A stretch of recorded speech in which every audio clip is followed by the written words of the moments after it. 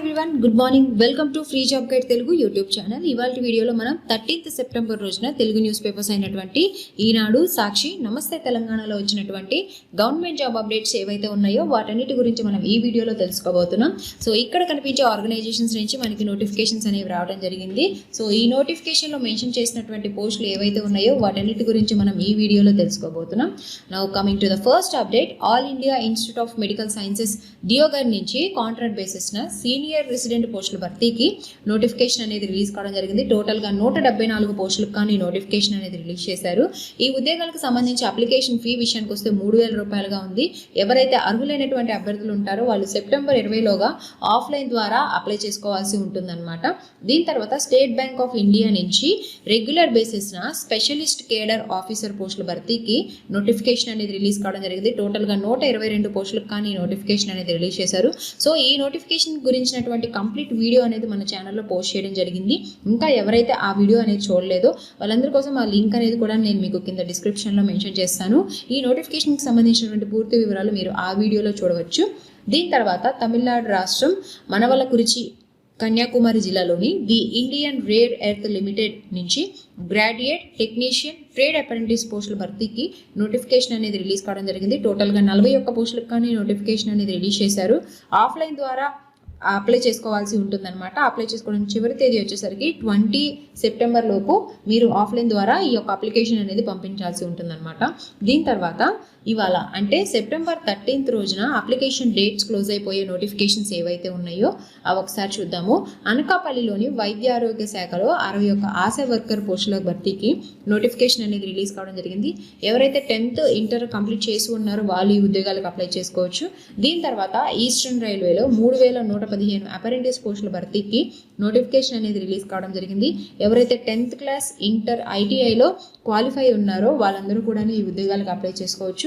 So నేను ఇక్కడ mention చేసినటువంటి నోటిఫికేషన్స్ ఏవైతే ఉన్నాయో ఈ నోటిఫికేషన్స్ అన్నిటికీ కూడా అప్లికేషన్ డేట్స్ అనేవి ఇవాళతోనే క్లోజ్ అయిపోతున్నాయి అనమాట. సో ఇంట్రెస్టెడ్ క్యాండిడేట్స్ అదేవిధంగా ఎలిజిబుల్ క్యాండిడేట్స్ ఎవరైతే ఉన్నారో వాళ్ళ ఎవరు కూడా ఈ అవకాశాన్ని అసలు మిస్ చేసుకోవద్దు.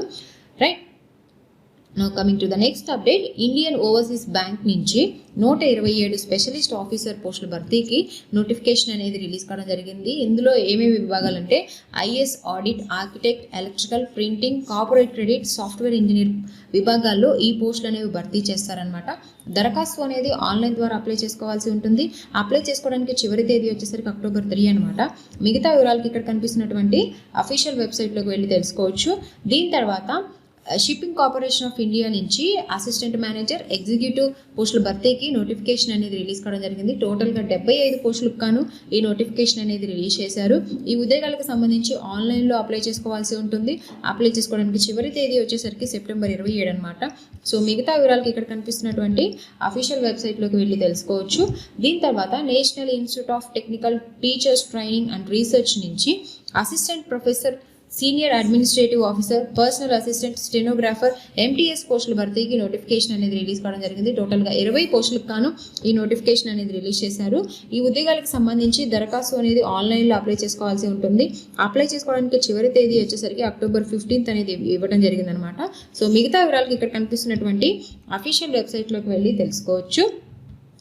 దీని తర్వాత న్యూఢిల్లీలోని national institute of health and family వెల్ఫేర్లో assistant professor, reader, accounts officer, accountant, ARO, senior artist పోస్టుల భర్తీకి నోటిఫికేషన్ అనేది రిలీజ్ కావడం జరిగింది.